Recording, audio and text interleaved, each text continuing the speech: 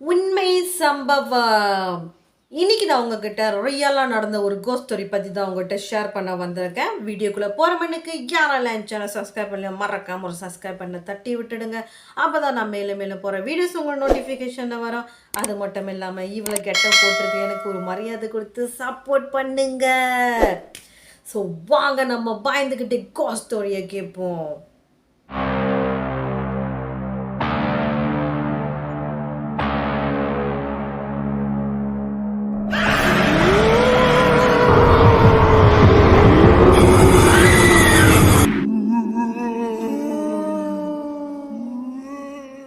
இந்த கதை வந்து 2010 நடந்திருக்கு.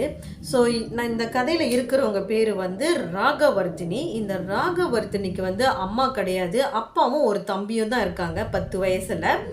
இவங்க உடனே என்ன பண்ணுறாங்கன்னா, சரி நம்ம தம்பியை எப்படியாவது படிக்க வச்சிடணும் அப்படின்ட்டுன்னு இவங்க வந்து ரொம்ப தூரத்தில் போயிட்டு ஒரு சட்ட கம்பெனியில் வந்து இவங்க வேலை செய்கிறாங்க. அங்கே கிடைக்கிற காசை வச்சு தான் தம்பியோட செலவுக்கு படிப்புக்கு இதெல்லாமே அவங்க யூஸ் பண்ணிகிட்டு இருக்காங்க.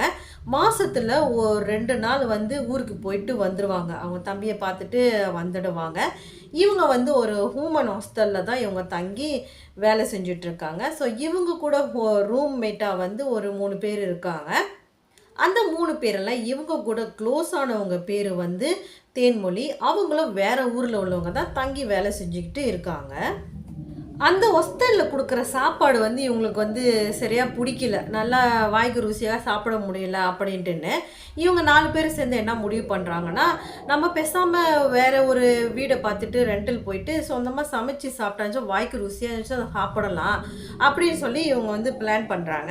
ஸோ பிளான் பண்ணதுக்கப்புறமா இவங்க வந்து ஒரு வீடை வந்து செலக்ட் பண்ணுறாங்க. ஸோ அங்கே ரெண்டலுக்கு போகலான்னு முடிவு பண்ணி போகிறாங்க.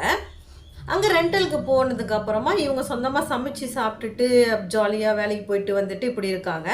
அந்த வீடை பற்றி உங்களுக்கு சொல்லணுன்னா, அந்த வீட்டில் வந்து ஒரு 3 ரூம் இருக்குது. 3 ரூமில் வந்து மொதல் ரூமில் வந்து நம்மளோட ராகவர்த்தினியும் தேன்மொழியும் தங்கியிருக்காங்க. இன்னொரு ரூமில் வந்து 2 ஃப்ரெண்ட்ஸ் இன்னும் படுத்திருக்காங்க. இன்னொரு ரூமை வந்து இவங்க கிச்சனாக வந்து யூஸ் பண்ணிகிட்ருக்காங்க.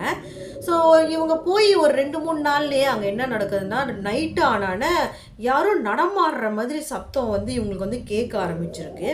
அப்போ உடனே ராகவர்த்தினி என்ன பண்ணியிருக்காங்கன்னா, ஹவுஸ் ஓனருக்கு வந்து கால் பண்ணி கேட்டிருக்காங்க, இங்கே நைட்டு ஆனாக்கா யாரும் நடமாடுற மாதிரி சத்தம்லாம் கேட்குது அப்படின்னு சொல்லி கேட்டானே.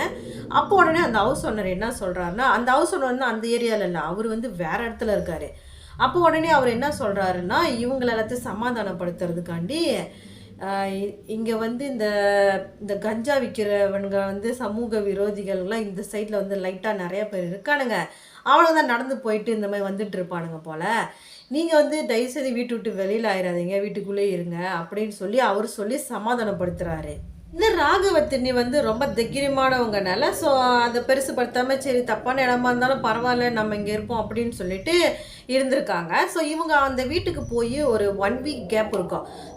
1 வீக் கம்ப்ளீட் ஆனதுக்கப்புறமா என்ன ஆகுதுன்னா, நைட்டு வந்து இவங்களுக்கு வந்து ஒரு பயங்கரமான சத்தமெல்லாம் கேட்க ஆரம்பிச்சிருக்கு. அதுக்கப்புறம் என்ன ஆயிருக்குன்னா, இந்த ராகவர்த்தினியும் தேன்மொழியும் படுத்துருக்கிற அந்த ரூமில் வந்து ஒரு பயங்கரமான ரத்த வாடை வந்து அடிக்க ஆரம்பிச்சிருக்கு. இவங்க வந்து தூங்கிட்டு இருக்கிறதுனால அந்த ரத்த வாடை அடித்ததுனால இவங்க டக்குன்னு எணிச்சிட்டாங்க, என்னடா ஒரே ரத்த வாடையாக இருக்கேன்னு. ஸோ பக்கத்தில் படுத்திருக்க அவங்க ஃப்ரெண்டை பார்க்குறாங்க, அவங்க நல்லா ஆழ்ந்த தூக்கத்தில் தூங்கிட்டு இருக்காங்க. அதுக்கப்புறம் இந்த ராகவர்த்தினி என்ன பண்ணுறாங்கன்னா, அவங்க ஃபோனில் இருக்கிற டார்ச்சை அடித்து பார்க்குறாங்க ஏதாவது இருக்கா அப்படின்னு சொல்லி பார்க்குறாங்க. ஒரு தூரமாக என்ன தெரியுதுன்னா, அந்த அவங்க வந்து இருக்கிறது வந்து ரொம்ப பழமையான வீடு. ஸோ ரொம்ப பழமையான வீடுன்றதுனால அந்த வீட்டில் வந்து சும்மா அப்படியே லைட்டாக டச்சாக மட்டும் பண்ணி கொடுத்து லைட்டான ரெண்டல் காசு வந்து கம்மியாக தான் வாங்கி கொடுத்துருக்காங்க. அப்போ இவங்க டார்ச் அடித்து பார்க்கும்போது ஒரு தூரமாக வந்து ஒரு பழமையான வீட்டில் ஒரு சாட்டு இல்லாத மாதிரி கருப்பு கலராக இருந்தால் எப்படி இருக்கும் அந்த மாதிரி வந்து தெரிஞ்சிருக்குது. அதுக்கப்புறம் வந்து இவங்களுக்கு என்ன கேட்டிருக்குன்னா, ஒரு சத்தம் வந்து இவங்களுக்கு கேட்டிருக்கு, ஒரு கீச் கீச் கீச்சுன்னு ஒரு சத்தம் கேட்டாலும் இவங்க வந்து பயந்து போயிட்டாங்க. அதுக்கப்புறம் ராகவர்த்தினி பயந்து போய் என்ன பண்ணிட்டாங்கன்னா, அவங்க போட்டு போர்வைய தூக்கி மூஞ்சி மேல போட்டுட்டு அப்படியே மூடி படுத்துருக்குறாங்க. பயந்துகிட்டு படுத்துருக்காங்க. ஸோ அந்த டைம்ல என்ன ஆகுதுன்னா, இவங்களோட போர்வ வந்து அப்படியே ஈரமாகுது. ஈரமானோனே என்னடா ஒரே தண்ணி பச மாதிரி இருக்கே அப்படின்னு சொல்லிட்டு இவங்க டக்குன்னு எடுத்து டார்ச் அடிச்சு பார்த்துருக்காங்க. அந்த அந்த போர்வ ஃபுல்லா வந்து அப்படியே ரத்தமா மேலேருந்து அப்படியே சொட்டு சொட்டா ஊத்தி ரத்தமா ஆன மாதிரி இருக்கு. அத பார்த்த உடனே அவங்க பயந்து கத்திட்டாங்க பயங்கரமா. இவங்க கத்துதல பக்கத்துல படுத்திருந்த தேன்மொழியும் எணிச்சுட்டாங்க. ஸோ அந்த டைம் என்ன ஆகுதுன்னா, இவங்க வந்து எங்கேருந்து மேலேருந்து ரத்தம் வருது அப்படின்னு சொல்லிட்டு டார்ச் திருப்பி மேலே அடிச்சு பார்க்குறாங்க. ஸோ மேலே அடிச்சு பார்த்தோன்னா சர்ருன்னு ஒரு கருப்பு உருவம் வேகமாக போகிறது இவங்க பார்த்துருக்காங்க. அதுக்கப்புறம் அலறிக்கிட்டு இவங்க வேகமாக போயிட்டு லைட்டு தட்டி பார்க்குறாங்க. ஒரு கருப்பு பூனை அந்த இடத்துல வேகமாக போகிறதையும் இவங்க பார்த்துருக்காங்க. அதுக்கப்புறம் எல்லாரும் ஓடி வந்து பார்த்ததுக்கப்புறமா என்ன முடிவு பண்ணுறாங்கன்னா, ஒரு பூனை வந்து மே பறஞ்சு போச்சுல்ல, அந்த பூனை வந்து ஒரு எலிய புடிச்சு வந்து கடிச்சு சாப்பிட்டு, அந்த ரத்தம் தான் மேலேருந்து கீழ ஊத்துது. அப்படின்னு இவங்கக்குள்ளேயே முடிவு பண்ணிட்டு, அவங்க ஃப்ரெண்ட்ஸ் எல்லாம் சொன்னோன்னே, அப்புறம் இவங்க அப்பதான் அப்பாடா! அப்படின்ட்டுன்னு ஃபீல் பண்ணிக்கிட்டு, அப்போ உடனே ஃப்ரெண்ட்ஸ் சொல்றாங்க, "இத பார்த்தா நீ பயந்த, பேசாம படுத்து தூங்கு" அப்படின்னு சொல்லிட்டு அவங்களோட போர்வைய தூக்கி போட்டுட்டு, இப்போ இன்னொரு புது போர்வைய போத்திக்கிட்டு படுக்குறாங்க. இந்த சம்பவம் நடந்ததுக்கு அப்புறமா ஒரு 4 நாளைக்கு வந்து இவங்களுக்கு எந்த ஒரு தொந்தரவும் இல்லாம படுத்து தூங்கியிருக்காங்க. அதுக்கப்புறம் என்ன ஆகுதுன்னா, 4 நாள் கழிச்சு 5வது நாள் என்ன ஆகுதுன்னா, மறுபடியும் இவங்க தூங்கும்போது ஒரு ரத்த வாடை மாதிரி அடிச்சிருக்கு.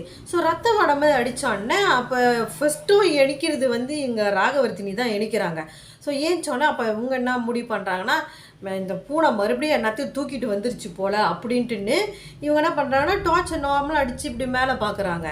ஸோ மேலே பார்த்தானா அவங்களுக்கு பயங்கர ஷாக்கு. ஆனால் அவங்க நினச்ச மாதிரி நடக்கலை. அங்கே என்ன நடந்துச்சுன்னா, இவங்க டார்ச் அடித்து பார்க்கும்போது மேலே வந்து ஒரு 3 அடியில் வந்து ஒரு குட்டி சத்தா மாதிரி இருக்குது. அது வந்து அப்படியே தலைகீழால் நின்றுக்கிட்டு ஏதோ ஒன்று பிச்சு போடுற மாதிரி, ஏதோ ஒரு உயிரினத்தை பிச்சு போடுற மாதிரி அந்த ரத்தம் தெரிச்சு கீழே ஊற்றுற மாதிரி அவங்க பார்த்த உடனே வேகமாக கத்திட்டாங்க. ராகவர்த்தினி கத்துற சத்தத்தை கேட்டுட்டு எல்லா ஃப்ரெண்ட்ஸுமே ரூமுக்கு வந்துட்டாங்க. ரூமில் வந்துட்டு என்னடின்னு சொல்லி கேட்கும்போது தான் இவங்க சொன்னாங்க, மேலே பாருங்க அப்படின்னு சொன்னானே. எல்லாரும் மேலே பார்க்கும்போது தான் தெரியுது, அந்த அந்த குட்டி சத்தா மாதிரி திரும்பி இருந்துச்சுல, அது வந்து பூனையை தான் பிச்சு கீழே போட்டிருக்கு. ஒத்துரு கீழே வந்து விழுந்து அது என்னன்னு பார்த்தாலும் பூனைன்னா இவங்க எல்லாரும் அலறிக்கிட்டு வீட்டை விட்டு வெளியில் ஓடிடுறாங்க. இவங்க அலற சத்தத்தை கேட்டுட்டு பக்கத்தில் இருக்கிற வீட்டில் உள்ளவங்களாம் வந்து கேட்குறாங்க, என்னமாச்சு அப்படின்னு சொல்லி கேட்குறாங்க. அப்போ இவங்க சொன்ன என்ன இப்படி பேசுகிறாங்க அப்படின்ட்டுன்னு அங்கே இருக்கிற 2, 3 ஆம்பளைங்க என்ன பண்ணியிருக்காங்க, சரி வீட்டுக்குள்ளே போய் தான் பார்ப்போமேன்னு சொல்லிட்டு வீட்டில் போய் பார்க்குறாங்க. இந்த ராகவர்த்தினி தேன்மொழி ரூமில் வந்து ஒரு பூனையை 2ஆ பிச்சு போட்ட மாதிரி அந்த இடத்துல இருக்கிறத பார்த்துருக்காங்க. ஸோ பார்த்துட்டு இவங்க வெளியில் வந்து சொன்னாங்க, எதுவுமே சரியாக படலையே அப்படின்னு வந்து சொல்லி இவங்களாம் அப்படியே பேசிட்டு அப்படியே பரபரப்பாக இருக்கிற அந்த டைமில் என்ன ஆகுதுன்னா, ஒரு வயதான அங்கிள், ரொம்ப வயசான ஒரு தாத்தா அங்கேருந்து நடந்து வந்துட்டு அவர் சொல்கிறாரு, நான் நினச்சது சரியாக தான் போச்சு அப்படின்னு சொல்லிட்டு அவர் என்ன சொல்கிறாருன்னா, இந்த வீடு வந்து ஒரு 70, 80க்கு முன்னுக்கு உள்ள வீடா, இந்த வீடு ரொம்ப பழமையான வீடா. ஸோ அந்த டைமில் வந்து இங்கே யார் இருந்தாங்கன்னா, ஒரு ஒரு என்ன சொல்லுவாங்க, இந்த மந்திரவாதிங்க இருப்பாங்களே, அந்த மந்திரவாதி தான் ஒருத்தன் இருந்தான். அவன் வந்து திடீர்னு மாரடைப்பு வந்து இறந்து போயிட்டான். அதுக்கப்புறம் இந்த வீட்டை வந்து யாருமே வாங்கலை. இப்போ ரீசனாக ஒருத்தர் வாங்கி இந்த வீடை சும்மா டச்சப் மட்டும் பண்ணி இந்த பிள்ளைங்களுக்கு வாடகை விட்டுருக்காங்க அப்படின்னு சொல்லிட்டு அவர் பாட்டுக்கு நடந்து போயிட்டாரு. ஸோ இதை கேட்ட உடனே ராகவர்த்தினி அவங்க ஃப்ரெண்ட்ஸுக்கெல்லாம் ரொம்ப பயமாயிடுச்சு. அப்போ ராகவர்த்தினி உடனே என்ன பண்ணுறாங்கன்னா, அந்த ஹவுஸ் ஓனர் கால் பண்ணி நடந்த எல்லா விஷயத்தையுமே சொல்கிறாங்க. சொன்னதுக்கப்புறமா அந்த ஹவுஸ் ஓனரும் அங்கே கிளம்பி வந்துடுறாரு. ஸோ வந்துட்டு அவரும் இவங்க சொல்கிற விஷயத்த எல்லாத்தையுமே அக்செப்ட் பண்ணிக்கிட்டு, இவருக்கு வந்து 2, 3 வீடு இருக்கும் போல். அப்போ உடனே அவர் என்ன பண்ணாருன்னா, இவங்கள போயிட்டு அந்த வீட்டில் இருங்க, இந்த வீடு கொஞ்ச நாள் பூட்டி இருக்கட்டும் அப்படின்னு சொல்லிட்டு அந்த வீட்டுக்கு இவங்கள அனுப்பி வைக்கிறாரு. அனுப்பி வச்சுட்டு அதுக்கப்புறம் இவர் என்ன பண்ணுறாருன்னா, ஒரு 2, 3 நாள் ஆனானே இவர் கேரளாவுக்கு போயிட்டு அங்கேருந்து ஒரு நம்பூதிரியை வந்து கூட்டிகிட்டு வராரு. கூட்டிகிட்டு வந்துட்டு இங்கே வந்து ஒரு பூஜை செஞ்சு விரட்டி விட்டுருவோம், இங்கே என்ன இருக்குதுன்னு பார்த்து அப்படின்னு சொல்லி இவர் முடிவு பண்ணுறாரு. அந்த நம்பூதிரி வீட்டுக்கு கூட்டிட்டு வந்துட்டு, அவரு வந்து சில பூஜைகள்லாம் பண்றாரு. பூஜைகள்லாம் பண்ணிட்டு, அப்ப அவரு என்ன சொல்றாருன்னா, இந்த வீட்ல இருந்தது வந்து ஏற்கனவே ஒரு மந்திரவாதி தான் அந்த வீட்ல இருந்திருக்கான். ஸோ, அவரு என்ன பண்ணியிருக்காருன்னா, அவனோட பாதுகாப்புக்காண்டி ஒரு குட்டி சாத்தான வந்து அந்த வீட்ல வந்து வளர்த்துக்கிட்டு இருந்திருக்காரு. அப்ப வந்து அதுக்கு சாப்பாடு குடுக்குறதுக்கு வந்து இந்த சேவலு, கோழி இந்த மாதிரியெல்லாம் வெட்டி, அதோட ரத்தத்த வந்து குடுத்துக்கிட்டு இருந்திருக்காரு. அதுக்கப்புறம் இவருக்கு வந்து ஒரு ஹார்ட் அட்டாக் வந்ததுக்கு அப்புறமா இந்த ஆள் செத்து போயிடுச்சு. செத்து போன்ட்டானா, அதுக்கு வந்து என்ன பண்றது தெரியல. அப்ப அந்த வீட்ட வந்து சுத்தி வர ஆரம்பிச்சிருக்கு. சுத்தி வர்றப்பலாம், பக்கத்துல பசி எடுக்கிறப்பலாம் என்னென்னலாம் கண்ணுக்கு தெரியுதோ, அந்த மிருகங்கள்லாம் தெரியுதோ, அதெல்லாம் புடிச்சு வந்து இவருங்க வந்து சாப்பிட்டுக்கிட்டு இருந்திருக்காரு அந்த வீட்டுல. நல்ல வேளை நீங்க வந்து என்ன சீக்கிரமா கூட்டிட்டு வந்தீங்க. அப்படி இல்லன்னா, அது வந்து இந்த 4 பேர்ல ஒரு பிள்ளைய வந்து உசுர எடுத்திருக்கும் அப்படின்னு சொல்லி அந்த நம்பூதிரி சொல்றாரு. இந்த நம்பூதிரி சொன்ன இந்த விஷயத்த கேட்டுட்டு அந்த ஹவுஸ் ஓனருக்கு வந்து பயங்கர பயமாயிருச்சு. அப்பதான் அவர் வந்து திங்க் பண்ணி பார்க்குறாரு. இதுக்கு முன்னுக்கு வந்து இந்த வீட்ல யாரெல்லாம் வராங்களோ 2 வாரத்துக்கு மேல இருக்க மாட்டாங்களாம். அவங்களுக்கும் இந்த மாரிலாம் நடந்து 2 வாரத்துக்குள்ளே ஓடி போயிருவாங்களாம் வீட்ட விட்டு. இந்த மாதிரி விஷயம்லாம் நடந்ததுக்கு அப்புறமா அவர் யோசிக்கிறாரு, ஓ! இவர் சொல்றது உண்மையா தான் இருக்கும் அப்படின்ட்டுன்னு. அதுக்கப்புறம் அவர் என்ன சொல்றாருன்னா, அந்த குட்டிச்சாத்தான எப்படியாவது இந்த வீட்ட விட்டு விரட்டி விட்டுருங்க அப்படின்னு சொல்லி கேட்டானே, அதுக்கு உடனே அந்த நம்பூதிரி என்ன சொன்னாரா, இதுக்கு வந்து இன்னொரு விதமான பூஜையை நம்ம பண்ணணும். பண்ணி அது அப்புறமா தான் விரட்ட முடியும் அப்படின்னு சொன்னானே, அப்போ உடனே இந்த ஹவுஸ் ஓனர் சொல்றாரு, சரி பண்ணுங்க. என்ன திங்ஸ் ரெடி பண்ணணும் அப்படின்னு சொல்லி கேட்டோன்னே, அப்போ அவர் உடனே 2 கோழி கேட்குறாரு. சேவக்கோழி. இந்த 2 சேவக்கோழி அந்த ரத்தத்த அந்த வீட்டுல குடுத்தோம்னா, அந்த டைம்ல அது வருமாம். வந்த உடனே அத விரட்டி விட்டுறலாம் அப்படின்னு சொல்லி அந்த நம்பூதிரி சொல்றாரு. அதுக்கப்புறம் அந்த நம்பூதிரி என்ன சொல்றாருன்னா, "சரி இந்த பூஜைய நான் பார்த்துக்கிறேன். நீங்க பயப்படுவீங்க. நீங்க போய் வெளியில இருங்க." அப்படின்னு சொல்லி சொன்னோனே, அப்போ உடனே கோழியெல்லாம் ப்ரிப்பேர் பண்ணி குடுத்துட்டாங்க. ஸோ குடுத்த உடனே கொஞ்ச நேரத்தில வந்து அந்த உடுக்க சத்தம், கோழி அலர்ற சத்தம் இதெல்லாமே கேட்டுட்டு இருந்திருக்கு. அப்புறம் கொஞ்ச நேரம் சென்று ஒரு சத்தத்தையுமே காணோம். ஒரே ஒரு சத்தம் மட்டும் கேட்டுச்சு அலர்ற மாதிரி. அப்ப இவங்கலாம் என்ன நெனச்சுக்கிட்டாங்கன்னா, அந்த குட்டி சத்தம் தான் உள்ள வந்துருச்சு அப்படின்னு சொல்லி நெனச்சுக்கிட்டாங்க. அப்புறம் ரொம்ப நேரம் ஆயிடுச்சு. 1/2 அன் ஹவர், 1 ஹவர் ஆனா என்னடா ஒரு சத்தத்தையுமே காணோமே! உள்ள என்ன நடக்குது கூட தெரியலையே! ஏதாவது ஆபத்தா இருக்க போதுன்ட்டுன்னு பக்கத்துல இருக்கிற ஆம்பளைங்க எல்லாத்தையுமே கூப்பிட்டுக்கிட்டு அந்த கதவ தொறந்து உடைச்சு பார்க்குறாங்க. ஏன்னாக்கா அவர் வந்து உள்ள தாப்பா போட்டுட்டாரு. ஸோ கதவ உடைச்சு பார்க்குறாங்க. அவரு உள்ள வந்து கைய அறுத்துக்கிட்டு அப்படியே மயங்கி போய் கிடக்குறாரு. அப்புறம் 2 கோழி தலைய பிச்சு அப்படியே பிச்சு போட்ட மாதிரி கடந்திருக்குது. ஐய்யய்யோ! இது போலீஸ் கேஸ் ஆயிருமே அப்படின்னு பயந்துகிட்டு இந்த என்ன ஹவுஸ் ஓனர் என்ன பண்ணியிருக்காருன்னா, இவர டக்குன்னு கூட்டிட்டு பக்கத்துல இருக்க ஹாஸ்பிட்டலுக்கு அனுப்பி வச்சிருக்காங்க. ஹாஸ்பிட்டலுக்கு போயிட்டு, அப்ப அங்க வந்து அவரு சீரியஸா தான் இருக்காரு. எமர்ஜென்சில தான் இருக்காரு. ஒரு 2, 3 நாள் சென்று தான் நார்மல் ஆயிருக்காரு. அதுக்கப்புறமா தான் அவர் கண் விழிச்சு பேச ஆரம்பிச்சிருக்காரு. அப்போ உடனே இவங்க கேட்குறாங்க, "உங்களுக்கு என்னதான் ஆச்சு?" அப்படின்னு சொல்லி கேட்டோன்னே, அப்போ அவரு சொல்றாரு, என்னன்னா, "நான் வந்து நார்மலா இந்த 2 கோழிய பலி குடுத்துட்டு அடுத்த பூஜைய ஸ்டார்ட் பண்ணி இத எப்படியாவது நம்ம கட்டுப்படுத்திரலாம் அப்படின்னு சொல்லி நான் நெனைக்கிறேன். அந்த டைம்ல எனக்கே என்ன ஆச்சுன்னு தெரியல. என் கைய நான் அறுத்துக்கிட்டேனான்னு எனக்கு தெரியல. அந்த உருவத்த நான் பார்த்தேன்." அப்படின்னு சொல்லி அவரு சொல்றாரு. அதுக்கப்புறம் அவரு அந்த ஹவுஸ் ஓனர் என்ன சொன்னாருன்னா, "நீங்க பொழச்சதே எனக்கு போதும். இல்லன்னா பெரிய போலீஸ் கேஸ் ஆயிருக்கும்." அப்படின்னு சொல்லிட்டு அவர கூட்டிட்டு கேரளால போய் விட்டுட்டு வராங்க.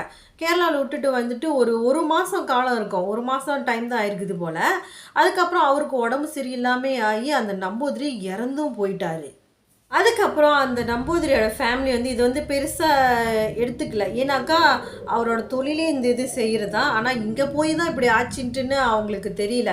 ஏதோ ஒரு முனி தான் இவங்கள அடிச்சு போட்டுருச்சு போல அப்படின்னு நெனச்சுட்டு அத பெருசுப்படுத்தாம விட்டுட்டாங்க. ஆனா, இவருக்கு தான் இந்த ஹவுஸ் ஓனருக்கு தான் தெரியும். இது பண்ண வேலை தான் அப்படின்ட்டுன்னு. அதுக்கப்புறம் இவர் என்ன பண்ணாருன்னா, அந்த வீட்ல வந்து யாரையுமே ரெண்டலுக்கு விடவே இல்ல. ஸோ, அந்த வீட வந்து அப்படியே க்ளோஸா போட்டாரு. அப்படியே இடிஞ்சு விழுவுற வரைக்கும் அத அப்படியே கடக்கட்டும் அப்படின்னு சொல்லி அவரு விட்டுட்டாரு. இவங்க வந்து ராகவர்த்தினி வந்து என்ன சொல்லியிருக்காங்கன்னா, அவங்க வந்து 2010ல வந்து அங்க வேலைக்கு போனாங்களாம். 2013 வரைக்கும் அங்க தான் வேலை செஞ்சுட்டு இருந்திருக்காங்க. ஆனா, இவங்க வந்து வேற இடத்துல இருந்து தானே வேலை செஞ்சுட்டு இருந்தாங்க.